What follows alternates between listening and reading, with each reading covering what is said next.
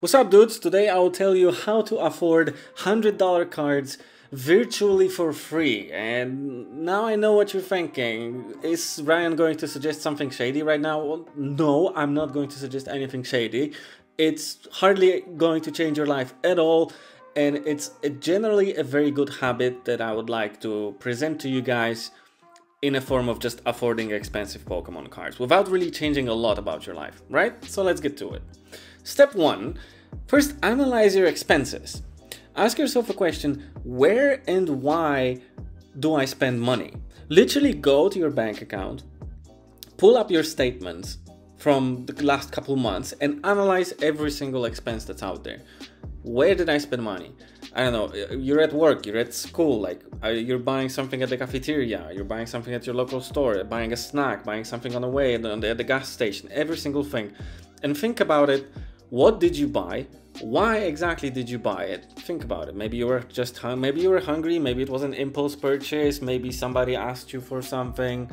You know, there could be different reasons, but you have to have an understanding of where and why are you even spending money to begin with, because this is the essence of this video, understanding your own expenses, right? Step 2. You gotta be able to kind of distinguish between what is a need and what is a want in your life. A couple examples of needs are, well, you need to eat, right?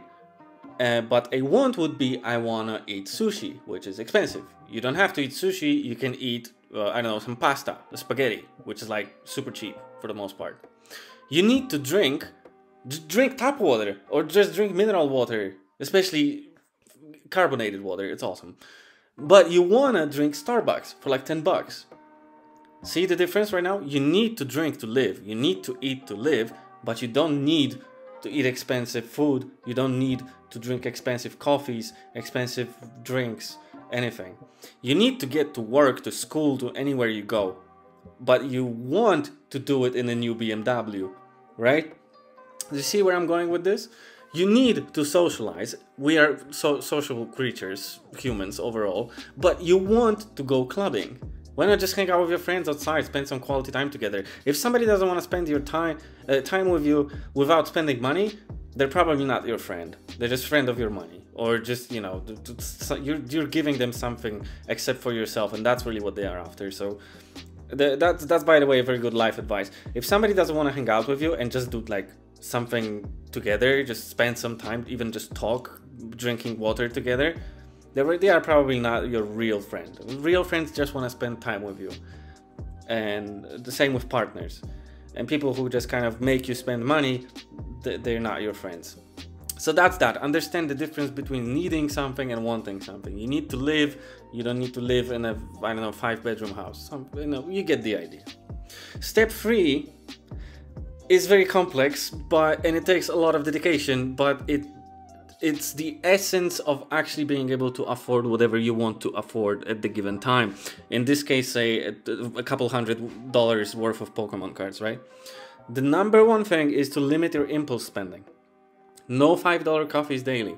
If you get a $5 coffee daily, even 5 days a week, only working days, that's 25 bucks. So that's $100 a month. That's your card right there if you drink water instead.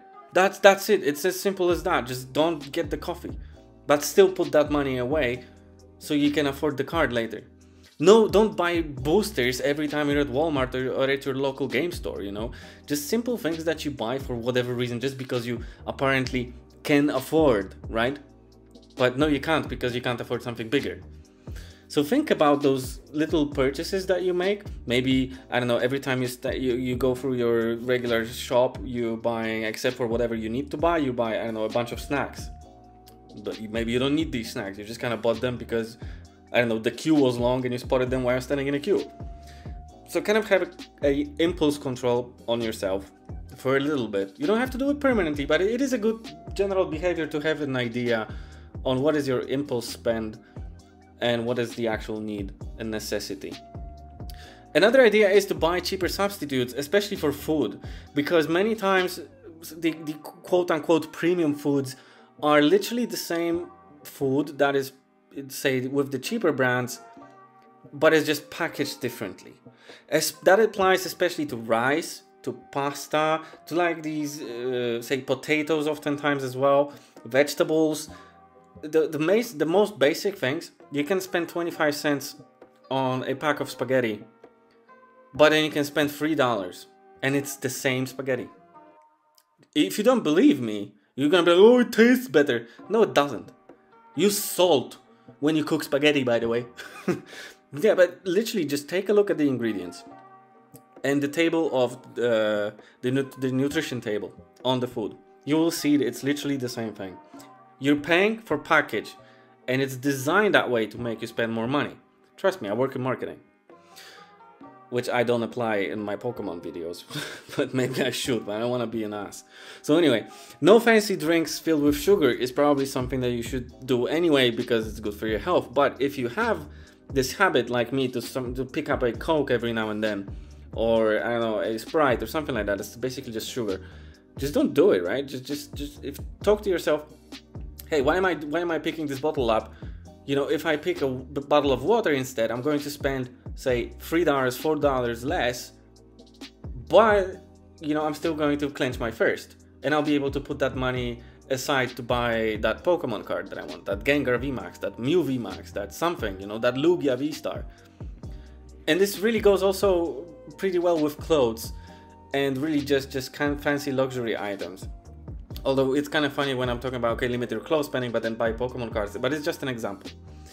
So let's say if you're normally buying quote-unquote premium brand clothes, for the most part, they are the same clothes as anything else. And oftentimes, these, especially medium-level brands, like Hugo Boss, or like Zara, or H&M, or CNA, these things are owned by one company. It's the same company, just under different brands. So it's most of the time it's even the same printers, it's even the same factories, they just different brands, and they tell you, okay, it's different materials. Sometimes it is, and you're paying for it, you feel it. But the difference between wearing a $5 shirt and a $50 shirt, if it's not comfort, then it's only in you trying to impress somebody else. And do you really care about impressing somebody else? Ask yourself that question, do you? If you really don't, then why are you doing it? Why are you making yourself broke just so other people can think you have money? And they don't even think about you anyway. Trust me, nobody thinks about each other. People only think others think about them, but nobody actually thinks about the other people. And if you do, well, you should stop. What's wrong with you? So that is the most important step that you have to adhere to for a month, 2, 3, preferably for your entire life, because this would save you a lot of money and health, honestly. Step number 4, however, is a little bit easier. You kind of have to just accept the sacrifice.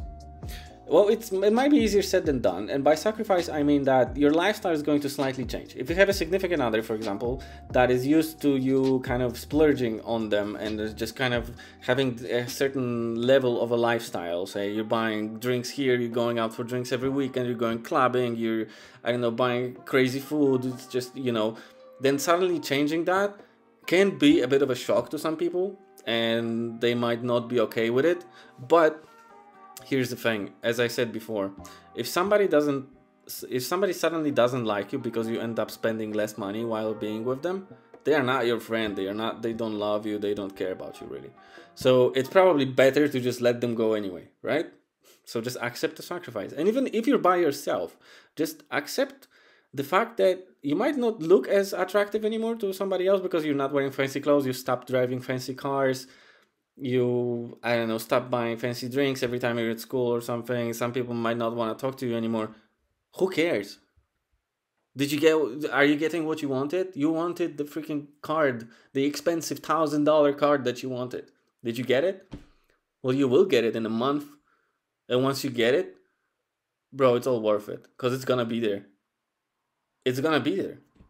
It's not gonna disappear. Like the people that suddenly disappeared because you changed your life a little bit.